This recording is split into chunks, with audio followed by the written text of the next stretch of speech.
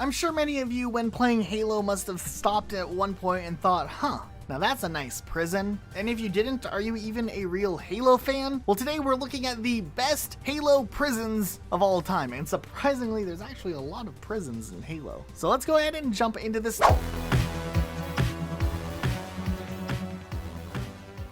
Starting off with Halo Combat Evolved's Truth and Reconciliation Holding Chambers. Now this one's really interesting. Besides it being at the end of the level and all we know is that Keyes somehow got picked up with some Marines by the Covenant and he's hanging out there. Not only do we have to fight our way through all of these hills and caves and stuff, but we also go inside the ship. We go through the belly of the beast. We travel through this hangar all the way to find Keyes up in this top floor executive prison. And when we do finally save him, it becomes the big hangout spot for Master Chief and Keyes for a couple of minutes. Seriously, Keyes goes on this big exposition about Covenant speaking and talking about how they call the ring Halo. I guess he can speak Covenant or Sangheili, so that's pretty cool. But I do have to say, the purple atmosphere, these nice shield doors are actually pretty roomy jail cells, surprisingly. I mean, they put these guys in this big, massive holding room, which is pretty cool. And then they even have another jail cell, which we can't necessarily say is as good as this jail cell. It's like their jail cell B, which isn't used. It's on kind of a slightly lower level. It's empty, but it is still interesting that we get two jail cells right away out of Halo Combat Evolved, and I think that that's something that we can all really appreciate. Unfortunately, for the most part, we didn't get to see too much when it came to prison cells for the rest of Halo Combat Evolved, but Halo 2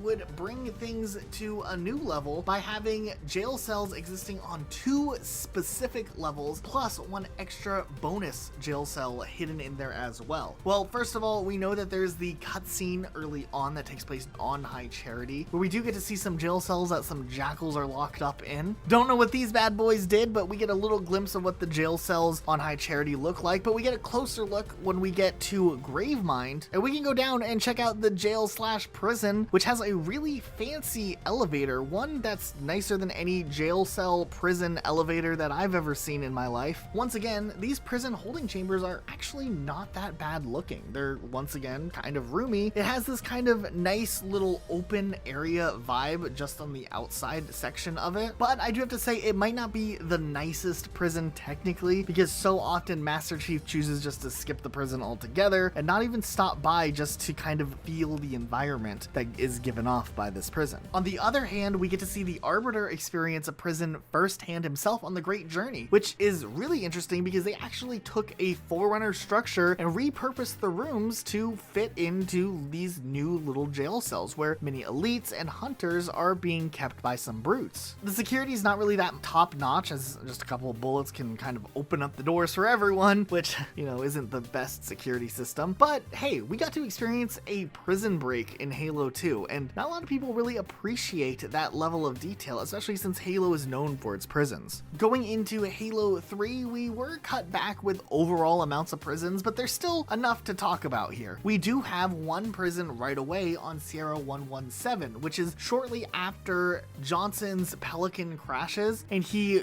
leads the brutes into a corner and they trap him in this makeshift prison. Now, once again, they're using the shield door technology to open up the prison, but this time you can't just blow up the prison doors like you could in Halo 2, so they're pretty trapped in there. Now, they were smart enough to put the shields away from the windows so they couldn't have anyone jump out, and if you move too quickly, you can accidentally lock yourself in the prison cell yourself and essentially soft lock your game. You can't get out once you're in here. So we do know that these prison cells are at the very least effective. They also managed to beef up security a little bit. I mean, they got a whole brute chieftain dedicated just to making sure that Sergeant Johnson and friends does not get out of this little room. That's kind of cool. I mean, Master Chief gets him out pretty quickly and they plan this great escape, not the song by Boys Like Girls, but an actual great escape. And man, the amount of times that Master Chief has seen and interacted with prisons in just like the few weeks that Halo 1 through 3 take place in, it's a pretty impressive portfolio that John has put together. Okay, and then we get to Halo 3 ODST, and this one becomes a little bit debatable because when we look at Uplift Reserve, does this one count as a prison? I mean, we have animals, it's a zoo, and do zoos count as prisons for animals? I mean, I guess these cages are technically open and there's no animals in it, but it could be the equivalent of an empty prison. We've looked at those two, I guess this one is a little bit more debatable. I do have to say, if this was the prison,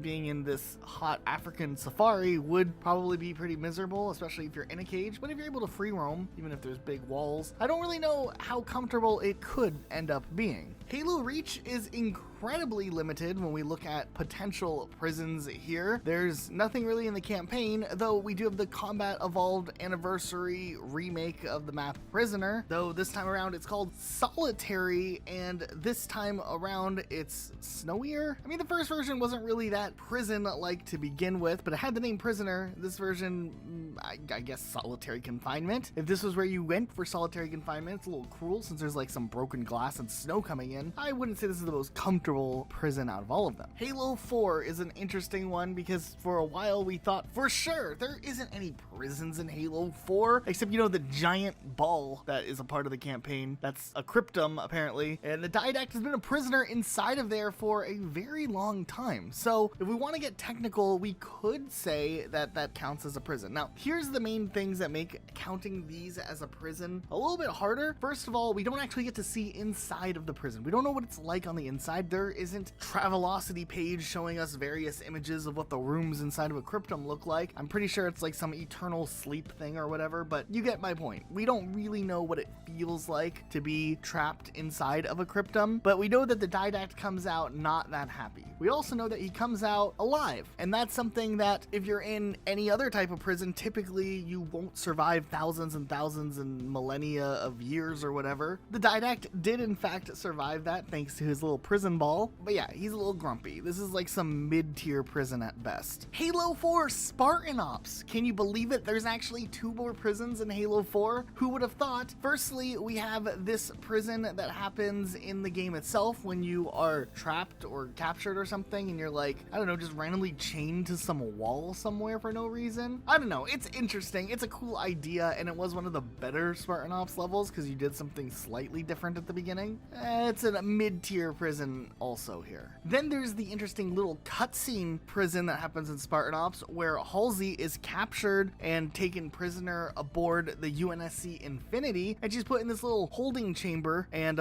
she like hacks the AI or something by like figuring out stuff with her brain. Though we do get a look at her holding cell during this, and it is basic. It's better than just having a floor to sit on like some of these other ones. So I would put this one up more towards the upper end of prisons. It doesn't even look like a prison cell. Obviously it's a holding room or something. Yeah, I mean, it could have been a whole lot worse. So I was kind of impressed by that one. Halo 5 Guardians. 2 prisons in this one. Once again, we have a cryptum that Cortana's like really eager just to throw Master Chief and friends in for whatever reason. And Master Chief does in fact get put inside of a cryptum. Now, once again, we don't get to see what it looks like inside, but we do know that Spartan Locke saved him from the cryptum. So I still wonder what the timeline of Halo would have been like if Locke failed to save Master Chief and he was just stuck in a cryptum for like thousands of years and then randomly wakes up to just whatever the state of the universe is. Also, in the campaign itself, there are these like holding cells that have various Covenant species inside of it, and you can like go look at them. I guess that's kind of cool. I like the fact that they have these windows that you can look through and you can appreciate what it's like over there, but at the same time, I do wonder if these rooms are, you know, not maybe the best atmosphere for the Covenant creatures captured inside of it. They kind of just stuck there doing nothing. Halo Infinite. Now, this one has quite a few things that we can technically count as prisons, so we're going to try to make sure to include what we can here. Firstly, we have these little objectives on the map where you can go and save the Marines. Do they count as prisons? They're just like humans tied up with some laser power or something until we go and save them, and then they join the fight. Honestly, if these do count as prisons, these are probably some of the nicest prisons. I mean, if you're going to be stuck prisoner, instead of being in some dingy spaceship or something, at least you get to be in the nice, fresh outdoors, looking at the beautiful landscape, depending on where you are. I guess you can get unlucky and be stuck in a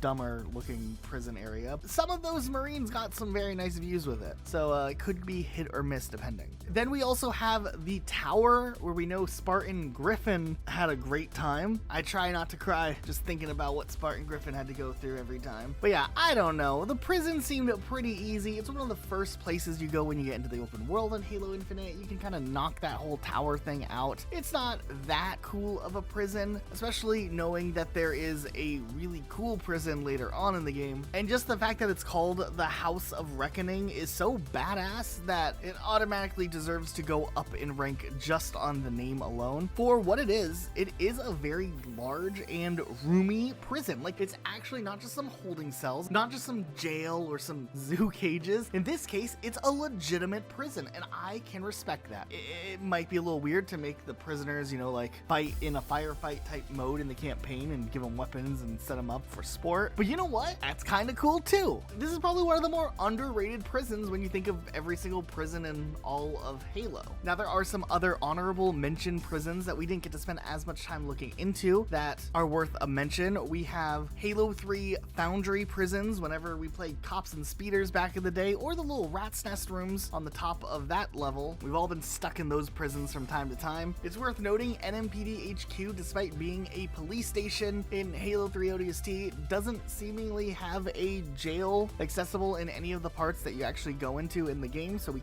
can't really count this one. You could argue that on the Halo 2 level Lockout, inside of these tubes, the Flood that are being tested on count as prisoners, maybe. And before you guys say, wow, Rocket Sloth, you're running out of ideas, wrong. Before we started doing Halo content regularly, one of our first Halo videos before we started all of that was best elevators in all of Halo. So when someone inevitably leaves the comment, wow, you're running out of ideas, Rocket Sloth, or whatever they say, someone just reply back to say, no, you. Just leave it at that. That's good enough. We're gonna cover the cool things like Halo 3 ODST glyphs, and we're also gonna cover things like Halo tires, birds, and elevators, along with prisons, because that's what we do here. Alright, that's it for today. Thanks for watching. Huge shout out to our Patreons for even making this possible. If you enjoy our content, no matter what type of content we do, you want to throw a couple bucks our way because you feel like there's some value being given here, that'd mean a lot to us. Otherwise, thanks everyone for watching.